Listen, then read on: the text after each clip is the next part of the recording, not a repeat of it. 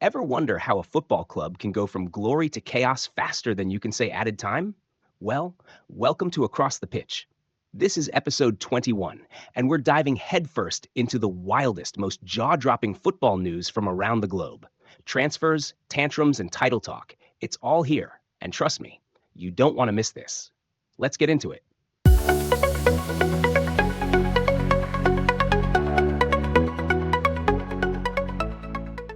Okay, let's talk about Old Trafford's latest situation. Imagine this. You're at one of the world's most iconic football stadiums, home to legends, history, and, wait for it, mice? Yes, you heard that right. Manchester United's fortress has become a playground for rodents. Apparently, the food hygiene rating has dropped to 2 stars out of 5. 2. That's barely above, you might want to bring your own snacks, mate. And what does the club have to say? Oh, they're implementing a robust pest control system.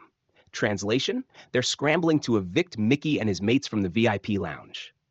Weekly checks, stringent measures. Sounds fancy, but let's be real. How did it even get to this point? We're talking about a club worth billions, yet their hygiene game is weaker than their midfield.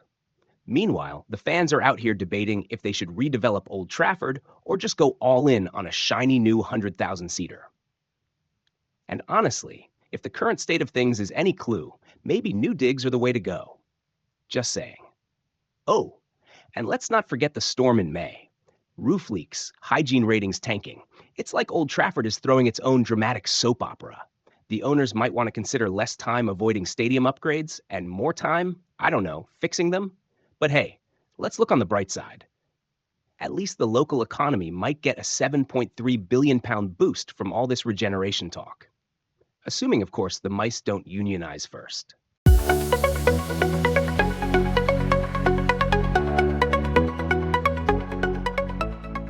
So, Ruben Amorim, the man, the myth, the head coach who apparently has it all figured out, or so he says. Marcus Rashford, benched for 3 games in a row. Why? Amorim's doing things his way. Sure, mate. Meanwhile, we're all left wondering if his way is just a scenic route to the mid-table wilderness. Let's set the scene. A 3-0 home defeat to Bournemouth. Yes, Bournemouth. That's like losing to your little cousin in FIFA when you're playing as Real Madrid. And just to spice things up, there's a 4-3 Carabao Cup chaos fest against Spurs. Oh, and Rashford casually drops that he's ready for a new challenge. Subtle. But Amorim? Not fazed. According to him, it's all under control. I know what I'm doing, he says, like a guy building IKEA furniture without reading the instructions. Spoiler alert, we've all seen how that ends. And can we talk about his little dig at Rashford's entourage? Amorim's all, some people make bad choices. Is he talking about Rashford's team or United's board for hiring him? The shade practically writes itself. Oh, but it gets better. When asked about Rashford's form, Amorim goes full philosopher. Big talent, big responsibility. Okay, Spider-Man, but maybe let's focus on not losing to Bournemouth first. The cherry on top? During a press conference, there's an actual ceiling leak at Old Trafford. Amorim jokes, if I could solve all the club's problems, even this. Mate, we're all wondering the same thing. Boxing Day against Wolves is coming up, and let's be honest, it's make or break time. The fans are frustrated, Amorim's frustrated, and the table? Well, United are 13th. 13th! This is Manchester United, not mid-table mediocrity FC. So Ruben, for all our sakes, please, figure it out.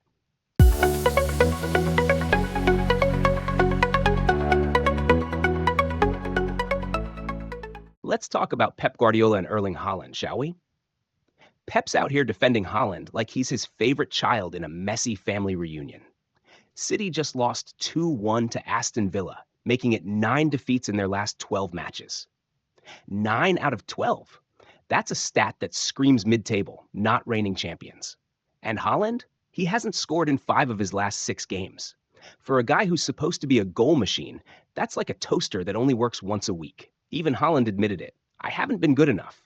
Well, thanks for the honesty, big guy. But here comes Pep, cape and all, saying without him, we'd be even worse. Worse? Pep, darling, how much lower can the bar go? He's also banging on about how Haaland needs the right balls in the right spots. Translation, it's everyone else's fault, not Erling's. Oh, and it's not just about Haaland. No. According to Pep, it's a team issue. The defense, The midfield, the forwards. It's like Oprah handing out blame. You're a problem. And you're a problem.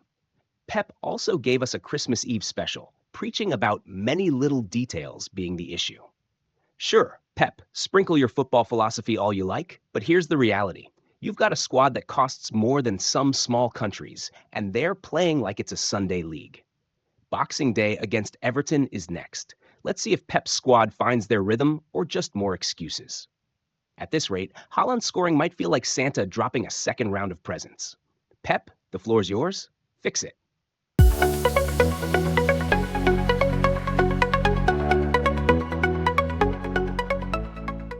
So Pep Guardiola is in full "we don't need to buy anyone" mode. But let's be honest, this isn't looking good for Manchester City.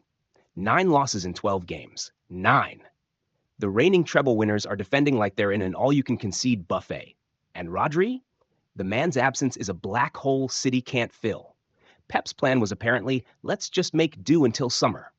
Newsflash, that plan is as shaky as City's midfield. Kovacic and Gundogan have been trying, bless their hearts, but Yuri Tielemans made them look like traffic cones last week. Villa's midfield practically sent them a thank you note for the space. What's Pep's solution? Overworking Bernardo Silva. The man's already running around like a Duracell bunny, covering 3 positions because, surprise, City didn't want to spend in January. Pep loves to say, the solution is to bring players back. Okay, but when? Rodri's not back until summer, and in the meantime, City's dropping points like it's a clearance sale. Here's the kicker. City's not even chasing realistic targets. Martin Zubimendi? Too loyal to Real Sociedad. Bruno Guimaraes? They had the chance and said, nah, too expensive. Meanwhile, they spent £100 million on Jack Grealish, who, let's be real, isn't stopping anybody from driving through midfield. Oh, and Pep's reasoning for not buying? Any new player would just sit on the bench once Rodri's back. Mate, at this rate, you'll be lucky if you're still in the Champions League spots when Rodri's back. 27 goals conceded in 12 games. 27. City needs a body in midfield, even if it's just someone who can stand there and look intimidating. So Pep, stop being picky. This January window might not be ideal, but compromise isn't a dirty word when your defense is leakier than a second-hand canoe. Get someone, anyone, who can help. Because right now, Silva's going to collapse from exhaustion before City even gets a chance to defend their title.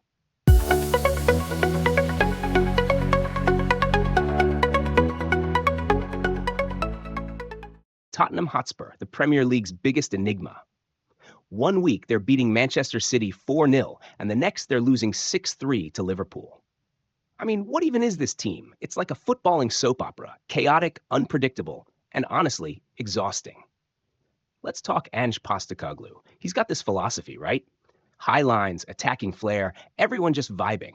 Sounds great in theory, but in practice, they're conceding goals like they're on special offer. Buy 1, get 5 free. Liverpool had Spurs so open at the back that the XG practically screamed double digits. And Ange, he's sticking to his guns. This is the way we play, mate. Okay, but maybe tone it down when your defenders are treating runners like optional extras? Oh, and the corners. Spurs defending corners is like watching a toddler try to hold onto a balloon in a windstorm. Spoiler, it's not going well. They're 11th in the table at Christmas, 11th. The Premier League's top scorers, yet somehow mid-table mediocrity personified. And Postecoglou's out here, arms crossed, saying, if you think that's a problem, that's your issue. Ange honey, the fans are booing. That's not a vibe check. That's an alarm bell. But let's be fair, they've had injuries. Half the first-choice backline is out, and still, Postecoglou's system demands they play out from the back like prime Barcelona. Problem is, it's looking more like a FIFA glitch when they try it. High risk, high reward? More like high risk, high embarrassment. And don't get me started on their away wins. 3-0, 4-0, 5-0, they've smashed teams, but also lost games where they've scored 3 goals themselves. It's chaos.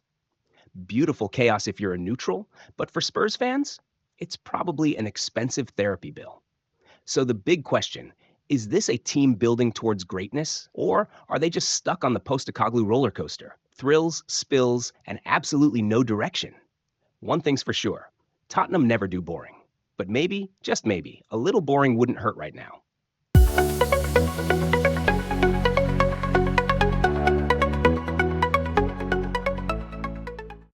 Tottenham's January transfer window plans. Let's dive in.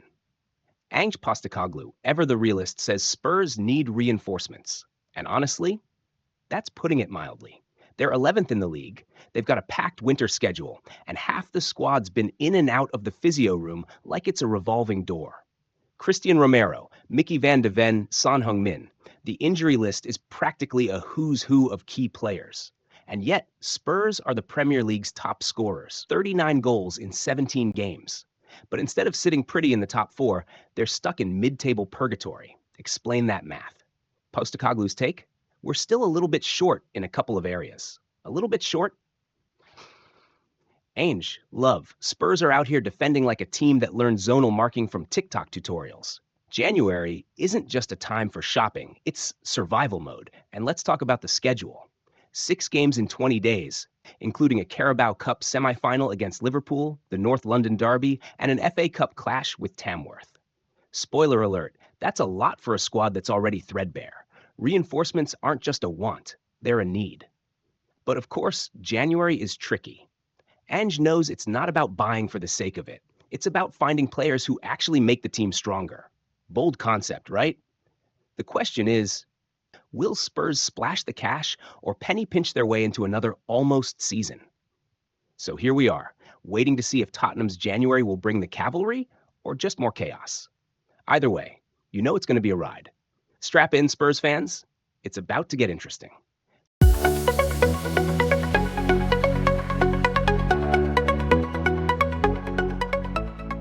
Rodrigo Bentancur is back, folks.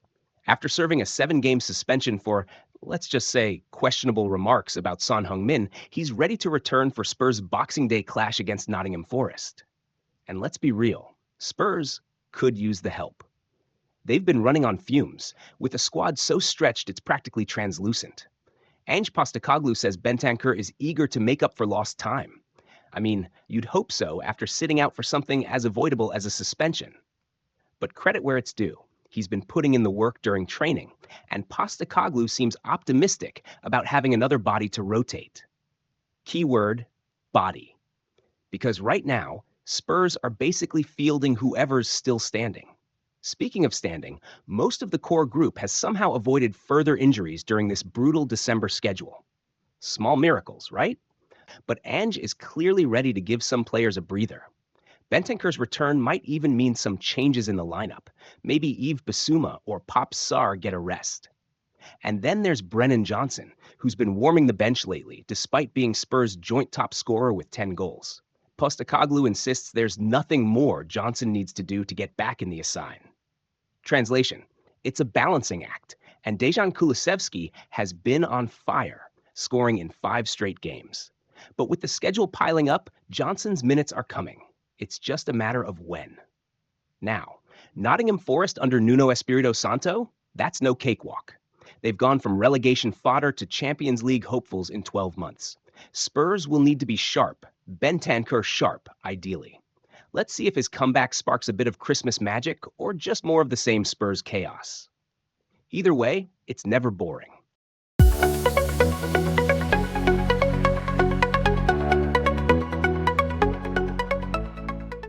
Virgil van Dijk's contract situation at Liverpool. Let's just say it's a whole lot of we'll see. His deal is up in the summer, and technically from next week he can start chatting with overseas clubs. But don't panic, Liverpool fans. Virgil says there's no deadline. Translation, he's keeping it chill while we all stress. The word on the street is he wants to stay at Anfield. And honestly, why wouldn't he?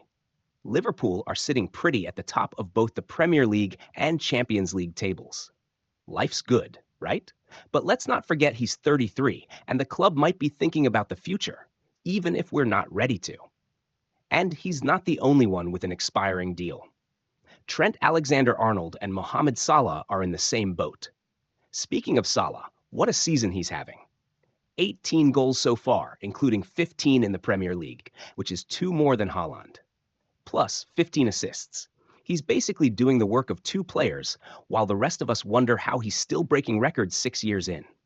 Van Dijk summed it up perfectly. The numbers speak for themselves. Salah's an absolute machine, and Virgil's just hoping he has his best season yet. But next season? That's anyone's guess. So, Liverpool fans, enjoy the ride while it lasts. Virgil's calm, Salah's on fire, and the team's flying. But those contract talks? They're the storm cloud on an otherwise sunny horizon. Let's hope they clear up before the summer.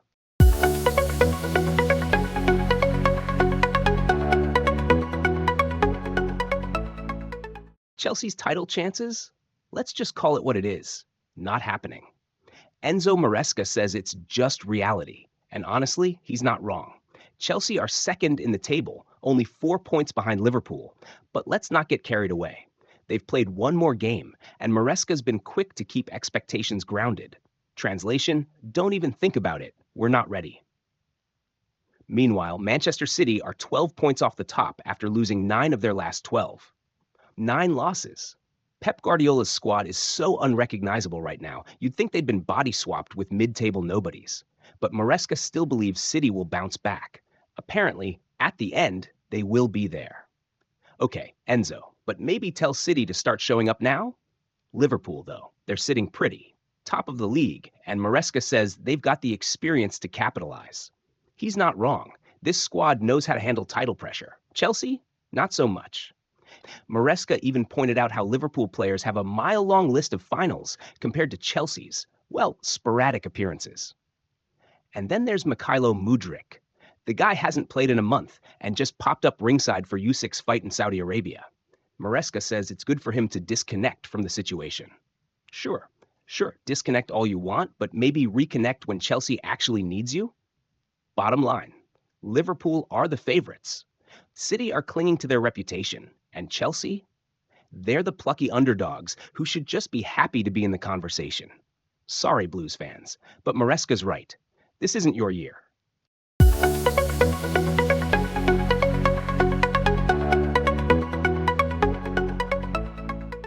Carlos Corberán is Valencia's shiny new Christmas present.